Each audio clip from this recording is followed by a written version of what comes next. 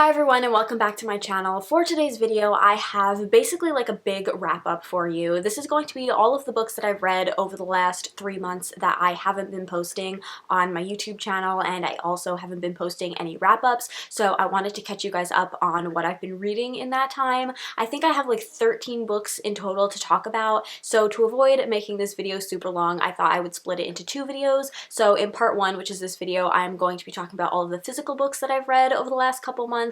And then in part 2, I will talk about all of the audiobooks that I've been listening to, because I've been listening to a lot of audiobooks. I've been doing a lot of crocheting recently, and I also picked up playing Animal Crossing, so playing that while listening to audiobooks has been a great time. So that will be in part 2 of this video, but for now, let's get into all of the physical books that I've read over the last 3 months. I am going to talk about these books in order from least to most favorite, because I literally have everything in here from a 1 to a 5-star rating. So we're going to start off with my 1-star book, which was The Doll Master and Other Tales of Terror by Joyce Carol Oates.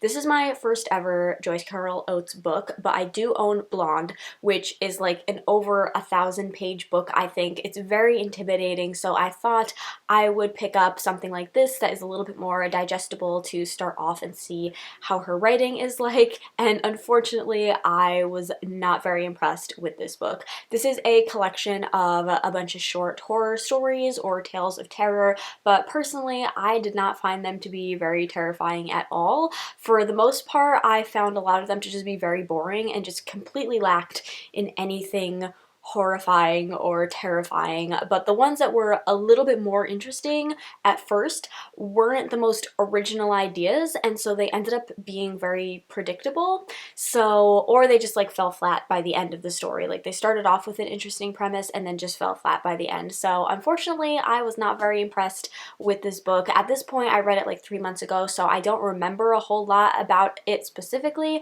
and I don't even remember her writing that well, so I'm still going to pick up Blonde and see how that goes, since, you know, that's a very different subject matter than from this book, but I was not very impressed with this book at all, and I don't think I would recommend it. Next, we have my 2-star read, which was Joyland by Stephen King, and this actually hurts me so much to say because I have loved all the other Stephen King books that I have read, but this is definitely my least favorite one. Now, this is very much marketed as like a crime novel, which I don't think I've ever read a book that is marketed as a crime novel, but I feel like it's generally something that I would associate with being kind of like a mystery book. So I went into this book really thinking that it was going to lean a lot into like the mystery crime aspect of the story, and that is where I was largely disappointed with this, is because it felt way more like a coming of age novel. So in this book we follow our main character called Devin, who is just going through his first ever breakup with his first ever relationship, and to try and get over it and like distract himself from it, he takes this summer job at an amusement park called Joyland.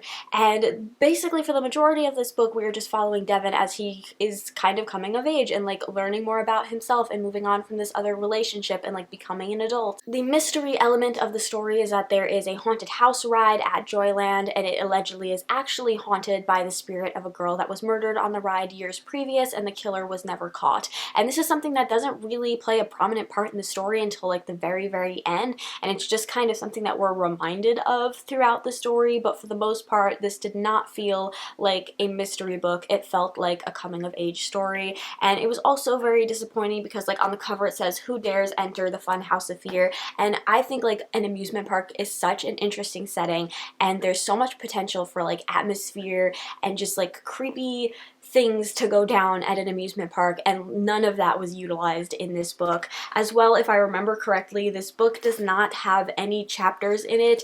It is split only by these little paragraph splits, and when this book would be like kind of very boring, it just felt like it was never ending because I never hit like a chapter to just give me a break. So yes, personally, I mean, that's not like a big deal, that's just like a personal preference, but I feel like this book could have done with some chapter breaks just for the sake of my sanity, because it really was not that interesting. So yes, very disappointed. Definitely my least favorite Stephen King that I have read. Would not recommend pick up The Shining instead. Next up we have my 3-star read, which I think I actually gave like 2.5 stars, and that is the Hacienda. Now I have no idea if I am pronouncing that correctly, and I'm so sorry if I am butchering the pronunciation of it, but this is a historical fiction gothic horror, which is described as Mexican Gothic meets Rebecca. Now I've never read Mexican Gothic, but it is at like the very top of my TBR. However, you guys know I love Rebecca, both the movie and the book, as well as a lot of works inspired by it, such as Crimson Peak, which I would say that this book bears an even similar resemblance to Crimson Peak than Rebecca, but I understand why they said Rebecca because it's a classic and it inspired Crimson Peak as well.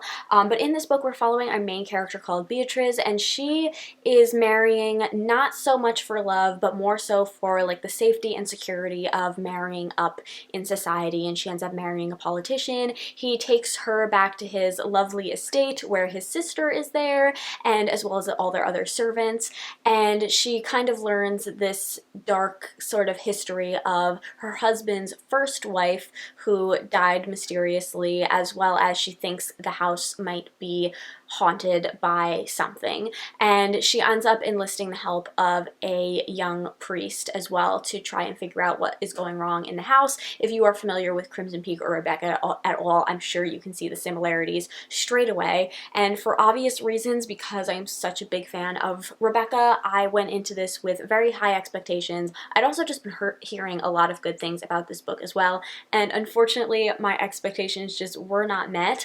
Now granted, this book definitely takes a different direction than Rebecca, and I can't really elaborate on it because I don't want to spoil it for you if you still want to pick the book up, but it does definitely take a closer path to Crimson Peak than Rebecca, and I went into this very much expecting a Rebecca kind of story, and so the thing that made it different is what I didn't super like about it. Also, this book was just kind of boring. I just have to say it, like, I did not find this to be super interesting. I didn't find the like scary parts to be particularly like thrilling or scary or edge of my seat. It was just kind of a letdown overall. I also did not feel connected to the characters in any way, which is one of my favorite things about Rebecca or Crimson Peak, is that they have very like lovable characters, and like I said, a lot of the things that kind of made me love Crimson Peak and Rebecca is not what ended up happening in this book, which is fine because this book had its own take. Obviously, you don't want it to be a carbon copy of these other things, but it just personally wasn't the kind of twists that I enjoy in my horror novels, if that makes sense. So I don't know if I elaborated on that well because I'm trying not to give away any spoilers. This was not the book for me, but there are a lot of other people that really enjoyed this book, so probably don't read into my rating too much, and if you still think that you might enjoy it, give it a try. It's not a very long book, so it's not like you're going to be wasting a whole lot of your time, and you might still enjoy it. It just personally was not my cup of tea. Next up we have Two Can Keep a Secret by Karen M. McManus. This is a YA mystery book, and I'll be completely honest, I went into this thinking I wasn't going to enjoy it because I have definitely kind of aged out of the YA age range, but especially when it comes to mysteries or contemporary romances. I just find that those two genres specifically, the stakes are just too low for me in the YA age range. Like, if I'm gonna read a mystery, I want it to be like an adult thriller that has like some high stakes to it. So I went into this really not expecting to like it that much, but I was pleasantly surprised, and I ended up giving it 4 out of 5 stars. Now, I will be completely honest and say that it's been a good like 2.5 months since I've read this book, and I cannot remember a single thing about it. So did I enjoy it in the moment? Yes. Is it memorable? Absolutely not. At least for me it wasn't. Like, I could not tell you a single character name from this book because it has just left my memory completely, but I was pleasantly surprised with it in the moment. So would I recommend it? Yes, especially if you are somebody that still does enjoy the YA age range. I think that this was a very decent mystery book and you should give it a read. I've got 2 books left to talk about. The next one is Queen of Shadows by Sarah J. Maas. This is the 4th book in the Throne of Glass series, but it's the 5th book in the series that I've read because I also read The Assassin's Blade, which is technically a prequel. I really enjoyed this as well. This is not surprising at all. I have been loving this series so much. I give it 4 out of 5 stars, and I think I probably probably would have enjoyed my time reading it even more if I hadn't taken such a big break between the last book in the series that I read and reading this one. By the time I got around to reading this book, I definitely was a little bit confused with all of the characters and what exactly was happening, as well as the fact that a lot of the characters in here have very similar names. Like, there has to be at least like 4 main characters that have names that start with the letter A, and they're not even like common names, they're like fantasy names, so they're even harder to remember. So I was definitely a little bit confused when I was reading this book, but I will say the author does a very good job at recapping things from previous books without being info dumpy. So it took me a little bit, but eventually I was able to get back into the story and follow along with what was happening, even though it'd been quite a while since I had read the last book in the series. So I think going forward, I'm not going to take as big of breaks in between reading these books, and I just enjoy them so much anyway. I don't know why I wait so long to read the next one. I guess because they're kind of big, so I'm a little bit intimidated by them, but I'm definitely going to pick up the next one in the series sometime soon because I just love this series so much. Obviously, I'm not talking much about the actual plot of it because this is the 4th book and I don't want to spoil anybody, but also I feel like everybody knows what the series is about at this point. Like, I'm honestly shocked I have not been spoiled for it yet because I am like the only one that hasn't read it yet. But I just so enjoy this. I love the characters, I love Sarah J. Maas's writing, and I love the banter between the characters the most, which is like a combination of the two. Her writing and her characters make for some great banter. So yes, super enjoyed, would definitely recommend this series if you too have been living under a rock and not reading it like I have. Go and pick it up. And then the final book I have to talk about is my 5-star read, and that is Where the Crawdads Sing by Delia Owens. Now, once again, this is a book that I went into it not expecting to enjoy it at all. This is basically a historical fiction coming of age story. It does have a little bit of a mystery element running through it, but for the most part, it's historical fiction coming of age, which does not sound up my alley at all. The only reason that I picked this book up is because my mom watched the movie and she really enjoyed it and she wanted me to watch it, and I said I can't watch it until I read the book, so I had to pick the book up. And I'm not gonna lie, I started off being a little bit bored with it, and I should probably tell you what it's about first if you don't know. I feel like a lot of people probably do because of the movie, but just in case you don't, in this book we follow a main character called Kaya, who this book takes place over many years. So at the beginning of this book she is very, very young, and we basically watch as her whole family leaves her. It starts off with her mother leaving, and then her siblings leave one by one until eventually she's left alone with her father, who is not a very nice man, and then eventually he leaves too, and she is left alone on her own to just try and figure out life as a very young girl. And we follow her as she grows up and tries to make her way in the world. We follow her through her first relationship and her first heartbreak, and then her second relationship, and we watch just all of this terrible stuff happen to her, and you just become so invested in her character, and you just want to see like one good thing happen to her after all of this bad stuff she has gone through. And the way that the book is written is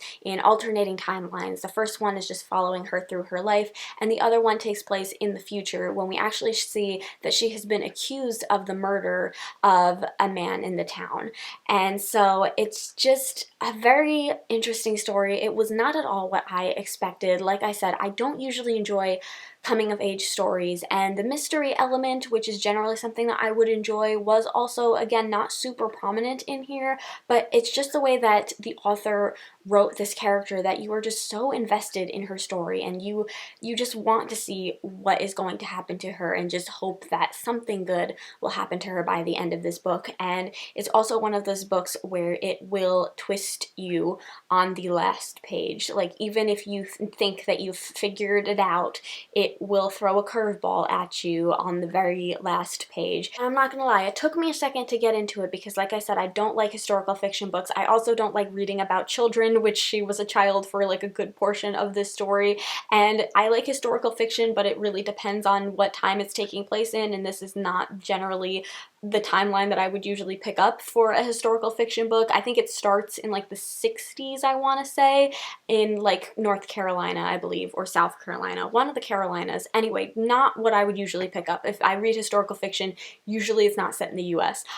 So I just was not expecting what I got out of this book, and I was very pleasantly surprised. Also, it has been a common theme on my channel where I've talked about how I never cry when it comes to books, and there are only 2 books that have ever made me cry, but this nearly became the 3rd one. I don't think the tear actually fell, but like there were tears in my eyes at parts of this book. So yes, that's all I'm going to say. If you haven't picked it up, I would recommend reading it. I really enjoyed it. I thought it was a beautiful book and beautifully written. So those are all of the books that I've read over the last couple months that I haven't been posting on YouTube. Leave me a comment down below. Let me know if you've read any of these books and what you thought of them. I'd love to discuss them with you in the comments. Like I said, I will have part 2 of this video talking about all of the audiobooks that I've read, hopefully up on my channel very soon. But until then, that is the end of this video. I hope you guys enjoyed it. If you did, please give it a thumbs up, subscribe if you haven't already, and I'll see you in my next one. Bye!